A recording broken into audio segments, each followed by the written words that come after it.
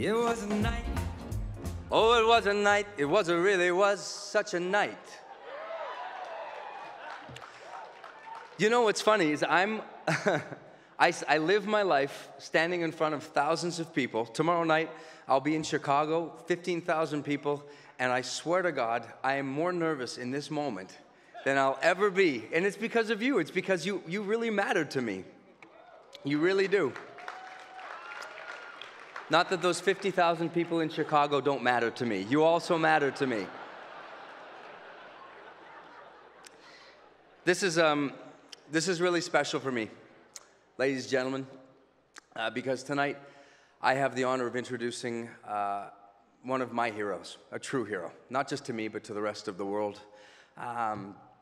It's not news that he is receiving this award because he has received a plethora of awards for all of his incredible work. He's a brilliant songwriter and a producer, and it's also no secret that he is a great friend to me, and that we've collaborated to complete what I think is incredible and beautiful music, and I love him deeply. That's the truth. I just do. And another thing that people may not know is that besides Mr. Foster's exceptional talents, it goes way beyond musical gifts. He's brought a ton of joy to the world, but when it comes to generosity, there's generosity, and then there's David. And I promise you, he's incomparable in that way. What people may not be aware of is that he has single-handedly given his time, his passion, and his energy to help raise millions of dollars for countless charities all over the world. And what I think is most fantastic is it goes far beyond writing checks. His own foundation alone has helped over 3,000 families here in Canada to receive the help they need when one of their own needs an organ transplant. And as my family and I know, there is no end to the additional pain, expenses that families have to go through. And the support that is required to keep those families together is crucial for the healing process. And because of David and his commitment to those families to help them, a child's recovery is easier, and that means something. There are hundreds of other charitable organizations that Mr. Foster, David, has helped, whether it's wrangling the biggest names in this business or driving his rich friends crazy to cough up more dough, which he does a lot, or even just visiting a kid in the hospital and not leaving until he gets a smile out of him. He comes through. This I know about this guy. He always comes through. And I promise you, whenever he's asked to help, the word no does not exist in his vocabulary. It's where do you need me and what do you want me to do? That's the David Foster I know. Not my glasses. You can clap, it's okay.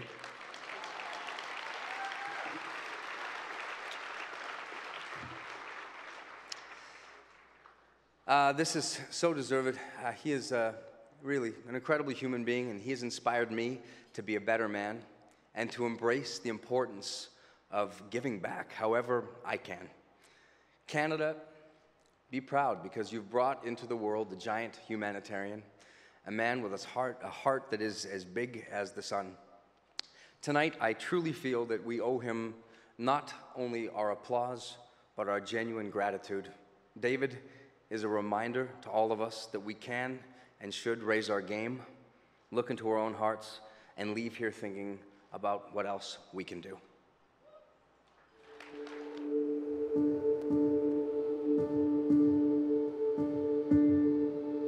Well, the foundation started when David got a call from his mother. And you know, you always got to do what your mother says. My mom says, there's a young girl from Victoria who's at UCLA in Los Angeles, and she needs a liver transplant. She's there. She's been there 3 months. You need to go visit her right now.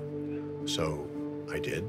He started to talk to her and ask her questions and see the family, that they were going through so many stresses. And as he was about to leave, he just asked the little girl, is there anything that I can do for you? She said, what I really want is just to see my sister. I haven't seen her in 3 months. Because the family couldn't afford the plane ticket. So David said, I can make that happen. And he brought the two little girls together. And that moment, when the sister walked into the hospital room and locked eyes with the young 5-year-old who actually ultimately ended up passing away. That moment when they saw each other was one of the greatest moments that I've ever experienced in my life. And that was the impetus for me to going, wow, there's this big hole and this big need, this financial need, this devastating news just crushes families and everything falls apart. We've helped over 1,300 families, millions of dollars in financial support. And David, making one decision in life, has changed thousands of families' outcomes. Rosie was born on February 23rd of last year, 2018, and we found out the day after she was born that she had multiple congenital heart defects. We found out the transplant was the only option. The situation that we were in for our whole family is the hardest thing that we've ever gone through, and they just picked up the bill for anything extra that we needed, so we didn't have to worry about money when we had such a hard situation we were facing. On a family's worst day, when they get nothing but the worst news they could ever imagine, we are the one bright light in the worst day of their lives. We, in Canada, have one of the worst organ donor registration rates in all of developing countries. That in itself is a travesty. We need to change that, and that's David's mission. It saved my life that I got the lungs that I needed, and also right across from when I was getting my double lung transplant, the same donor, another boy was getting a heart, which saved his life as well. Only 14% of Canadians are registered organ donors. I'm sure if you asked in this room right here, every single person here would say, I'd like to be an organ donor. Nobody really says no to it. They just don't know how to do it, or they think they are and they're not. You know, when you talk about a humanitarian, it's someone that looks out to the bigger picture. David does that. He helps many, many charities around the world, and it's tiring to even watch him do it. But that's the type of man he is. People like myself that are in any kind of position to have a voice that's larger than just the average person, it's just an absolute responsibility. And I'm not Justin Bieber or anybody. I'm just a person that is known for my music. But I do have a platform, I do have a voice. And if somebody asks, I'm usually there. And it's super rewarding. There's no bad charities. There's 1,000 great causes. And I'll probably hit all of them before I die. With a little luck.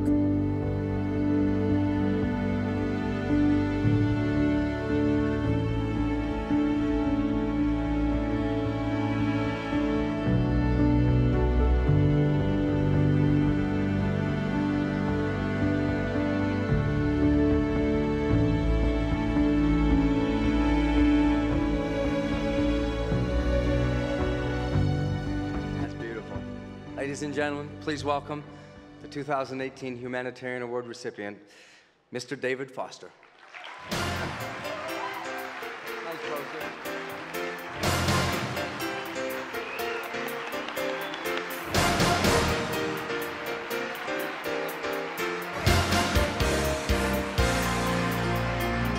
Oh, thank you very much.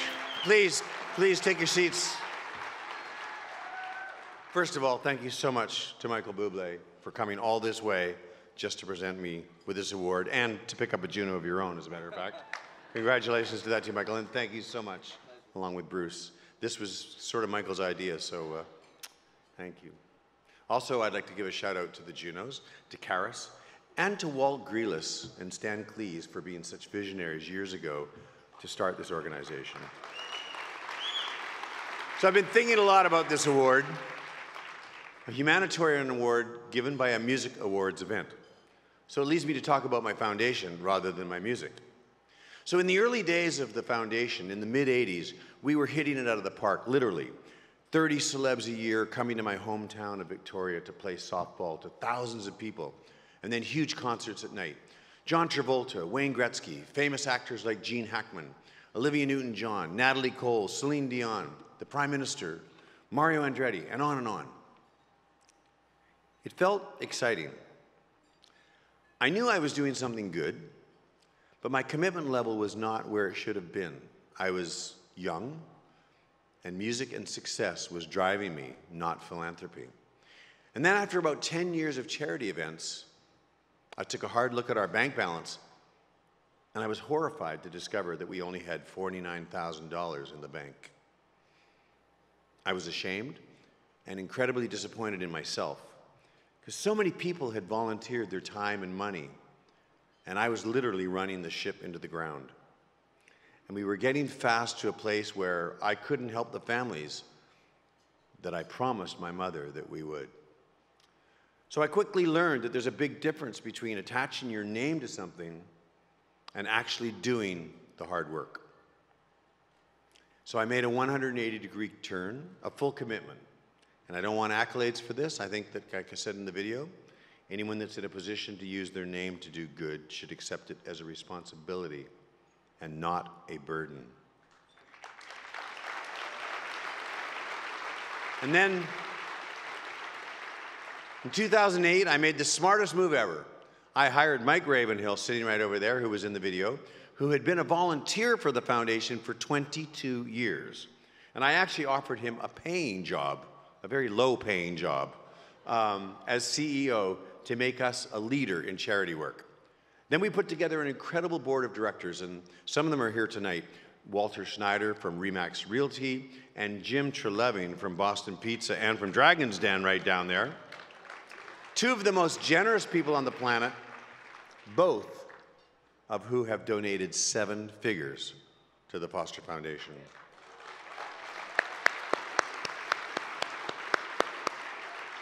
We have Dr. Ann Diffchamp, head cardiac surgeon at Sick Kids in Toronto, on our board. We have Dr. Jeffrey Latimer. Actually, he's not a doctor, but he brought his incredible enthusiasm and fundraising knowledge to our board. And 5 other very qualified professionals on the West Coast to round out what, like I said in there, was the bright light on the family's darkest day in any corner of this expansive country, the day they find out that their children needs a life-saving organ transplant. And we set a goal, $30 million endowment. We didn't think it was possible, but we did it. Then we exceeded it, moved the goalpost, and our new goal is $50 million, and we will reach it by the middle of next year. So the David Foster Foundation, thank you. It will potentially live on forever. So I know I'm being a little long-winded, but when am I ever going to get a humanitarian award? It's like my funeral while I'm alive. So I might as well enjoy it. But it makes me think about legacy. And Michael, if I can, let me just go really big for a second, but I want to qualify that in no way am I comparing myself to these giants that I'm about to talk about, but they are great examples of inspiring legacy. So don't go home tonight and don't have your wife turn to you and say, and then that idiot guy up there compared himself to Muhammad Ali, because it's not what this is about, okay? Will Bill Gates be remembered for creating the home computer or for vaccinating an entire continent? Will Bono be remembered for U2 or for his global humanitarian efforts? Will Elton John be remembered for his music or for leading the charge in the eradication of AIDS? Oprah, will she be remembered for being an amazing TV host or for building schools all over the world? My hope, on a much smaller scale, will be that 30 years from now, some child says, I have no clue who David Foster is, but because of his foundation, we got to keep our house, our car, my dad's job, our dignity, and my sister now has a new heart and is living a normal and healthy life. Truly. I made the joke, thank you. I made the joke that that kid exists right now. There was a kid the other day that said exactly that, so it's happening now already in my life, but that's okay. So I've been given much, I owe plenty to many. Some days, I'm an asshole. But most days, I try to live up to my responsibilities. And I would like to say thank you to everyone who has ever helped me with my charitable causes, including that man there who has come to sing many, many times for free. Thank you, Mike. Most artists don't even want to take my calls anymore because I'm always leaning on them to perform for free. But I have no shame when it comes to asking, ever. Lastly, if I may, a word on being Canadian. Anyone who knows me knows that I'm the biggest Canadian flag waver on the planet. I do it every chance I get. I've always felt like being Canadian is like having a secret weapon in your back pocket. And the amount of talent that has come from our beautiful country is astounding. From Gordon Lightfoot to Paul Anka, Anne Murray, Neil Young, the band, Leonard Cohen, Joni Mitchell, to Diana Krall, Tragically Hip, Sarah McLachlan, Nelly Furtado, Alanis Morissette, Avril Lavigne, Katie Lang, Bryan Adams, Loverboy, The Guess Who, Rush, Nickelback, and girls, might as well throw in Ryan Reynolds and Ryan Gosling while we're at it.